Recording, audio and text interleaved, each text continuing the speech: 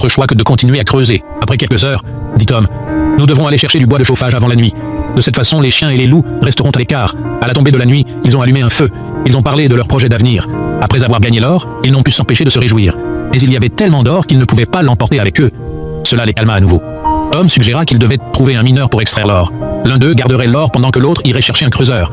Tom savait qu'il pourrait trouver un creuseur dans le quartier. Il lui faudrait 5 jours pour y aller et revenir et ordonner à Jack de trouver le creuseur. Tom dit qu'il dira à Jack le nom du chauffeur et qu'il restera ici pour garder l'or. Il pensait avoir les compétences de survie en milieu sauvage pour rester. De toute évidence, Jack n'était pas d'accord avec Tom. C'est lui qui a trouvé l'or et il ne compte pas le quitter. Tom a vu que Jack était déterminé à rester. Il n'avait pas d'autre choix que de se rendre lui-même à l'excavatrice. Le lendemain, Tom laissa à Jack de la nourriture et de l'eau et dit qu'il aurait peut-être besoin d'un poignard quand il n'y aurait plus de nourriture. Puis il lui lança un poignard. Il sortit un téléphone sans fil et des piles de rechange de sa voiture et les tendit à Jack. Puis Tom s'en alla. Jack recouvrit l'or de terre pour empêcher quiconque de le trouver. Désormais, Jack doit s'assurer qu'il est en vie jusqu'au retour de Tom.